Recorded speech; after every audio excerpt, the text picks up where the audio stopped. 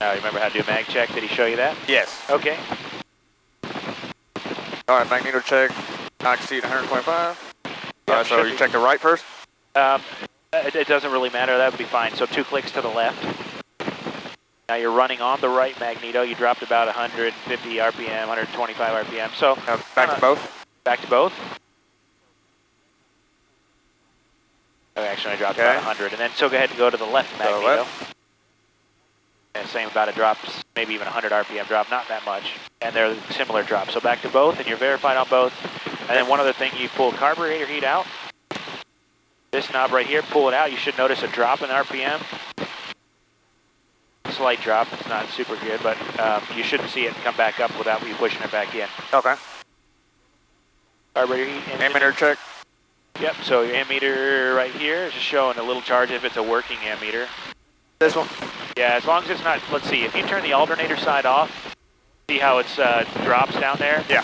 So that's what you wouldn't want to see. With the, you should see that on the positive side or at 0. Okay. Suction gauge. Suction gauge is right here. That's in the green? Yep, that's a vacuum pump on the engine that's driving these 2 instruments. So then go ahead and power back to 1,000, 800 to 1,000, I would say. Nice easy idle there. Perfect. Okay. Radio set. So we're on common traffic frequency here. That's all we should really need for today. We're gonna, okay. All right. Nav lights and our strobe lights on as required. Got our beacon light on. Yep. Throttle friction lock. Down here you can twist this, and if you turn it to, let's see, clockwise, it'll tighten down on your throttle, keep it from wandering. If you turn it counterclockwise, it loosens it up, makes it easier to move. So, you know, you can set that. Usually, like on landing, I like to have it a little bit loose so I can add and subtract power as I need to. And, you know, in cruise, you might snug it up a little. Okay. All right, transponder. Yep, so transponder is here. On 1200? 1200, and on altitude mode, which means it's capable, instead of going to send out your mode C, your altitude encoding. And if you happen to be on some other goofy squawk code, just hit the VFR button. That'll kick you right to 1200. Oh, okay. So it makes it real easy. All right, now release brakes. So normal, yep, and then what we'll do is we'll taxi out here. We'll brief the takeoff here since we're not going to have a lot of time. So essentially we're going to take the runway, back taxi, turn around and go. So we'll make sure we got the takeoff briefed here. So wing flaps are up. Not only selected up, but also you can look outside and see that they're both indeed up by looking. Carburetor heat cold. Well, we will go throttle full. Right. And at 55 knots, so again, this is in, okay, so it is in knots. It is in knots. The miles an hour is on the inside, knots is on the outside. So, but you're going to go, I didn't mean that, but you're going to rotate at 55, and then we're going to climb somewhere around 75 knots. So once you see it hitting there, just up on close to 60, you're going to maybe ease back just a little bit. And I'll tell you what, we'll do the takeoff this way. If you're comfortable with it, I'll let you perform the takeoff, but I'll be right here with you on the controls with making sure we're holding runway center line with rudder and help you if you need to with the rotate. I want you to feel it. It's fine. I don't have a problem with you doing that. And if there's anything wrong, I'll let you know, but I don't have a problem with it. So, and then we'll take it from there. So you can go ahead and tuck the checklist away. We'll plan on departing here and heading,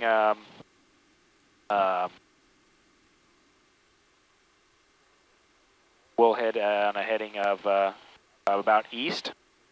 And then we'll climb up to about, we'll say 3,000 feet for now. 3,000. Yep. And we'll catch the... and we're going east, you say? Yeah, so we'll just take off and be heading a 150, and we'll kind of fly out on the runway heading for a little bit, and we'll just make an east left turn somewhere close to east. We're not perfect, you know. I'm not so concerned that you hit it dead nuts on a heading. We're just going to fly the airplane. So we're going to be left turn out on takeoff. That's all that we need to know. So with that being said, let's go ahead and taxi up here to the hold short line. I'll make our radio call, and we'll just right out on the runway down to the left. We'll make, we'll go down that way and turn around. Camden traffic, Cessna 733 Echo Delta is taking runway 15. Will be back taxi for departure to the east at Camden.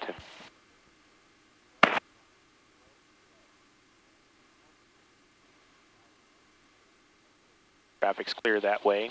Did you say hold short? No, we'll go ahead and keep right on going out here. We did make our radio call. So, yep, that's good. Always make sure. No traffic that way. No traffic that way. I don't hear anyone else in the pattern, so that's good.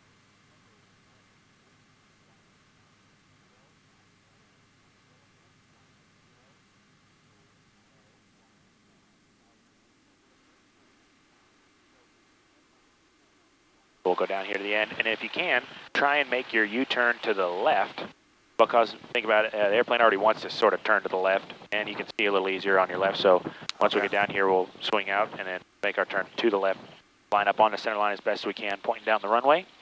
We'll take us just a brief second to close windows, make sure we got everything that we need, and then off we'll go. We'll try and keep minimal time sitting on the runway. Okay.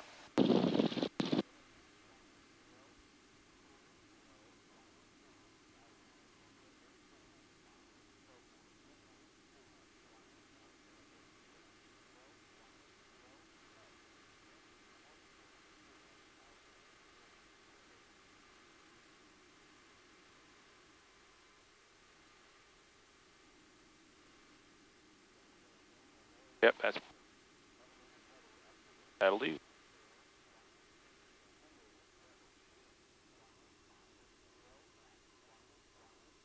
Nice job. All right, go ahead and take a second here. Your window closed, make sure everything's where it needs to be.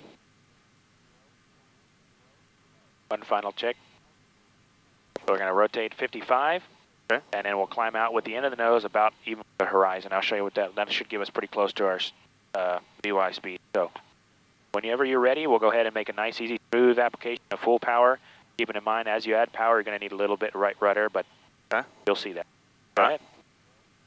Camden traffic, 733 Echo Delta, departing runway 15, left turn to the east. Camden. Those feet down on the pedals so you're not on the brakes. Slide, yep. Okay. And power all the way in and hold it in. So, it wants to kind of slide back a little bit on you. All right, there's 50. 55, nice and easy. Ease back on the yoke. Yep. Perfect, beautiful.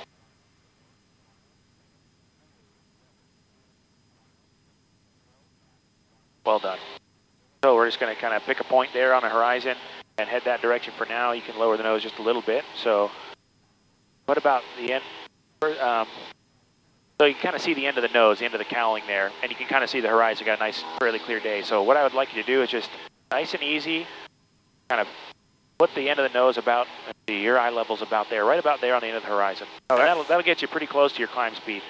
If the horizon starts disappearing, lower the nose a little bit. If it starts to get too much of it, you can bring it back up. Okay. Yep, nice and easy. Nice light grip on the yoke. Just relax, you're doing well.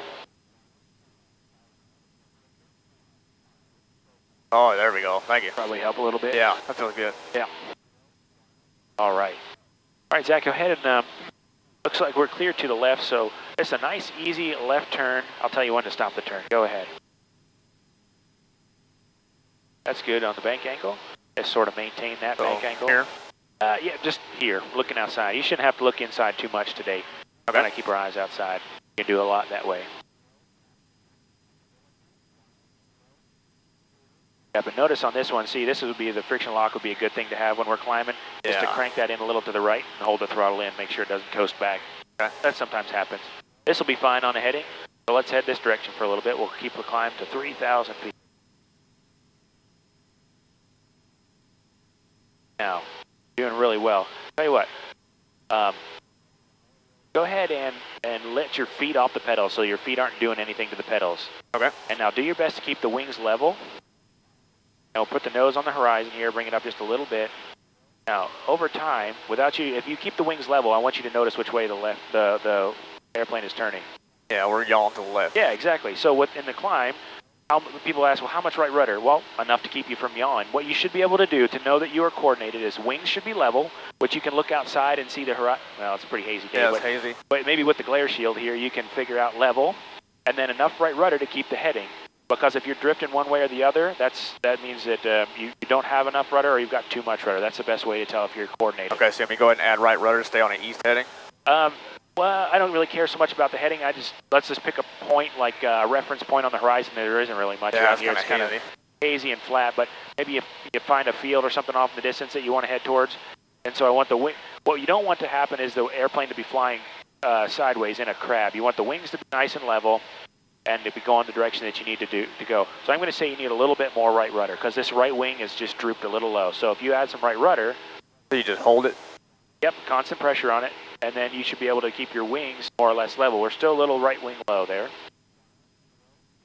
And now you can tip your wings back to level. Right about there is level. All right.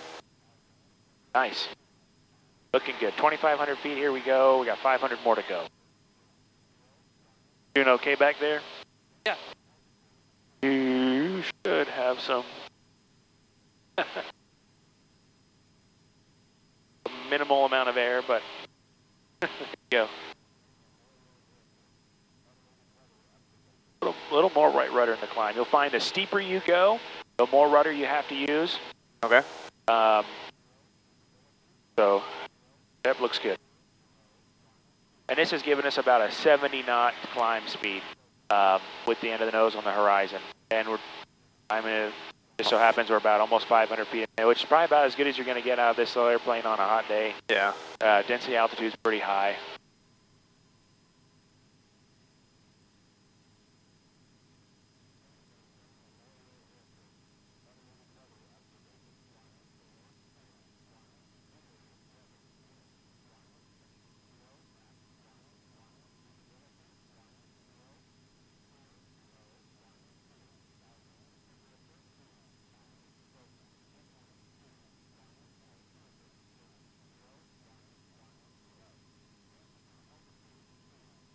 Now we're coming up on 3,000 feet, and I'm not so concerned about you necessarily nailing an altitude today. So let's go ahead and just start to level the airplane off. So just nice and easy, relax the back pressure. Now, as the airplane, we'll eventually trim the airplane. Right now, I want you to just feel it. So as you accelerate, the airplane's going to want to keep climbing. You're going to have to hold more forward pressure to keep us level.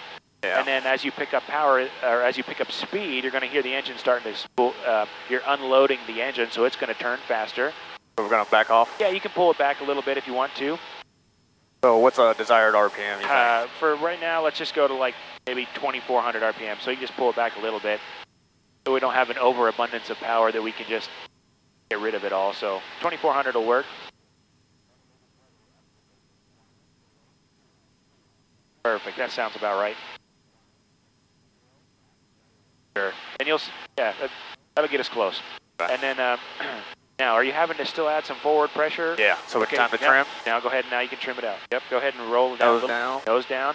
You want to trim the pressure away. You don't want to fly the airplane with trim. You want to use your hand and hold whatever pressure is necessary to hold. Again, you have a really hazy day, but where the pitch attitude that you want. So your nose in reference to the horizon. Okay, this looks good. Now I hold it there and then trim the pressure away to where I let go. Yeah. And it more or less stays there. Perfect. Yep, that's good. And like I said, I'm not so concerned that we stay dead nuts on an altitude today. I just want you to see what straight level looks like. We'll worry about that in a later day. We're climbing just a little bit, maybe a little bit more nose down. And it takes time for the airplane to settle into its equilibrium, if you will, because it's still picking up a little speed. So as it goes faster, it wants to climb again. So it just takes a second to get it established in cruise.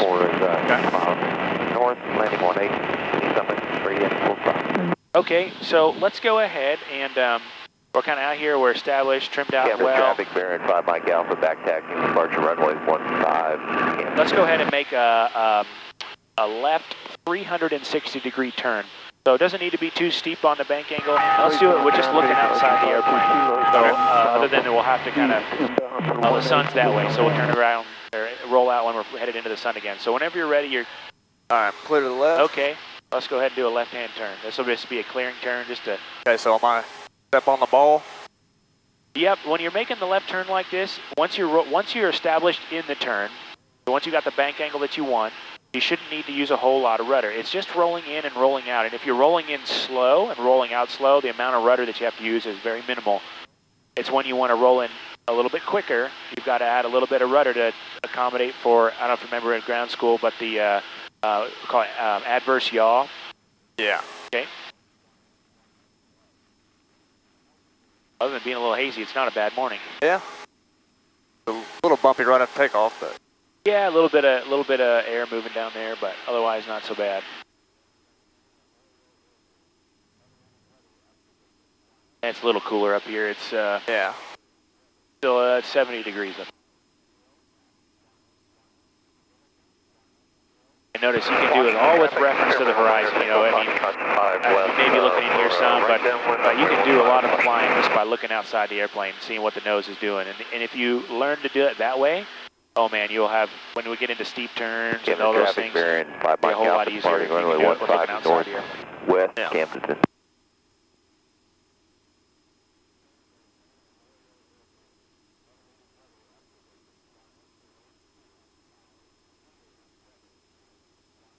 And you can hear, you'll get to know, or you get to hear the sound of the airplane. Like if the engine starts to get quiet, like starts to sound like it's turning slower, it's getting lugged down, hey, you might be climbing. That'd be evidence to look. You know, but if the engine sounds like it's speeding up really fast, well, it might be descending. So you'll, even just the sound of the engine, you'll hear that and be able to see just kind of hear what's going on. Sure.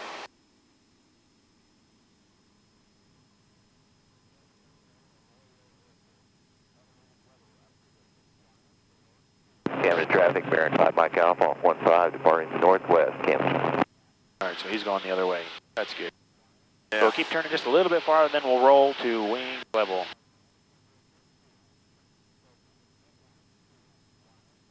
All right, now as you roll out, this is where you could use a little bit of right rudder while you're rolling. And once you've established the bank angle that you want, you can relax the rudder. In theory, in cruise, you shouldn't have to use a lot of right rudder, if anything. I mean, cruise, that's when I would say, okay, maybe you can mess with the rudder trim, but otherwise, it should be pretty well trimmed out for you. Okay. I'll do the same thing to the right, but let's maybe a little bit steeper on the bank. You did real well with that one, holding altitude and everything. So you're clear to the right. Let's go ahead and do a right-hand 360 return. Whenever you want. You say clear right? Clear to the right. Yep, clear right. Bit of right rudder as you're rolling in. Yep. And once you got the bank angle that you want, more or less can relax the rudder. Now you're not really combating any adverse yaw or anything like that. I'll probably climbing just a little bit. You can hear the engine just slightly slow down. Yep, that's okay. Yeah. That's all right. Look, man, this is like, in my mind, this is first flight, so you're doing real well. All right. Got a good feel for the airplane. Is the angle all right? Yeah, this is perfect. Okay.